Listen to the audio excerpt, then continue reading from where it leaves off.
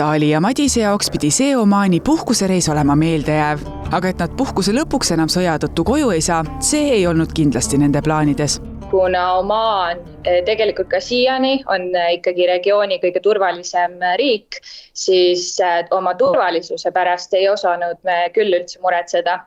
Ja tegelikult ei muretsenud me tollel hetkel veel väga tugevalt ka oma lennu pärast, millega koju tagasi tulla, sest et me jälgisime ikkagi lennuradarit ja vaatasime, et mingid rahvusvahelised lennud lähevad.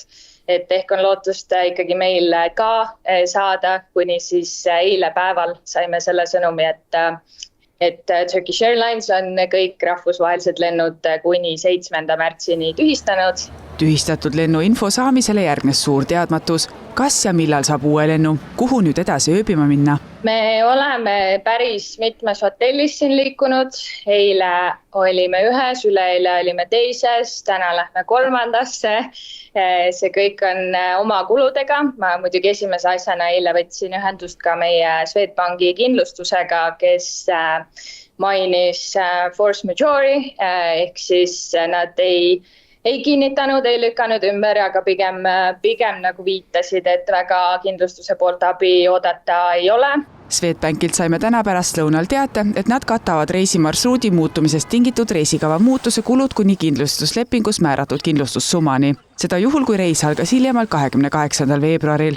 Isegi kui kindlustusjuhtum toimus sõjalise operatsiooni või ametivõimude tegevuse tõttu. PZU kindlustus pikendab erandkorras kindlustuse kehtivuse pikkust ning sõja algust käsitletakse reisi katkemisena. See tähendab, et inimestel on õigus saada hüvitist sõidu- ja majutuskuludele, mis on seotud Eestisse naasmisega. Sarnaselt käitub ka IF-kindlustus. Kuigi tavapäraselt sõjaolukorrad ei ole kindlustuses kaitse all, siis reisikindlustuses me oleme võtnud selle seisukoha, et kui reis on alanud, et siis me aitame inimesed tagasi ja aitame siis selles mõttes, et me aitame neid kulusid katta, et kui poliisile on ostetud ka reisitõrke kaitse, siis me hüvitame need täiendavad kulud. Selles mõttes midagi teistmoodi ei ole kui tavaliselt, et kõik kulud, mis on tehtud seoses nende täiendavate kuludega, nende kohta tuleb võtta arved ja pärast siis esitada koos kahjuteatega kindlustusele, et siis me saame juba edasi vaadata ja anda vastavalt siis täiendavaid juhiseid, kui midagi on juurde vaja.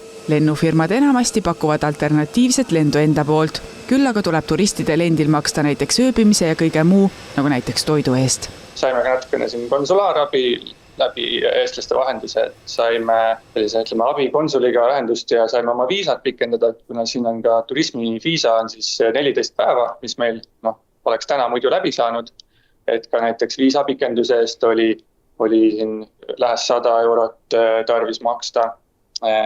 Mõned kulud ikkagi tulevad, et kindlasti ei ole see nagu selline mõnus. See ei ole meie valik, samas on kindlasti hullemaid või ütleme ebameeldivamaid kohtasid, kus sellises olukorras olla, et see on siiski kõige turvalisem riik siin regioonis ja me oleme väga õnnelikud, et me oleme just siin. Ja see nädal aega, ütleme nii, et tuleb leppida, sellega ei saa väga. Kuna seda kontrollida ei saa, siis tuleb lihtsalt sellest olukorrast kuidagi parim võtta.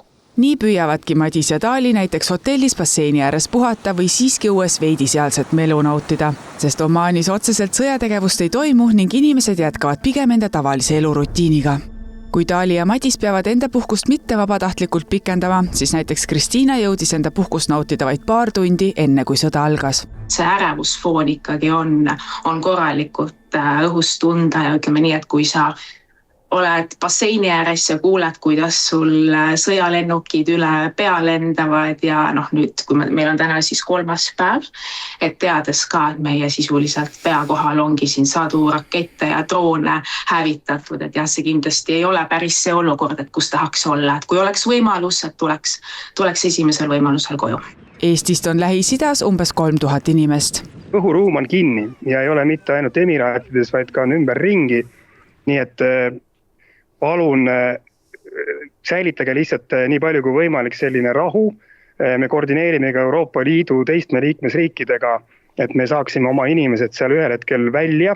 Kristiinal oli planeeritud tagasilend 6. märtsil. Täna lõunal aga sai ta info, et see lend on tühistatud ning esimene võimalik variant tagasi tulla on alles 18. märts. Hotellis oli ka me magasime, keset tööd oli läksid kõik häirealarmid tööle, mis oli küll väga-väga hirmutavad, lihtsalt sa pididki hetkega toast välja minema, ainult passtelefon kaasa, no sa oled punesegane ka, sa ei saa aru, mis toimub ja et see oli see vist korraks reality check, et nagu nii võibki olla. Ühendemiraadid on öelnud, et nemad korvavad inimestele hotellikulud.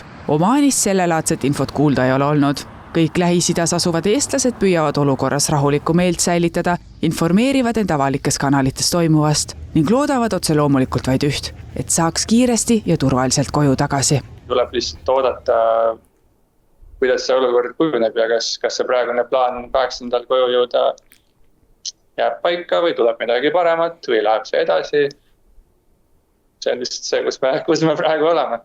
Aga loodame parimat igal juhul.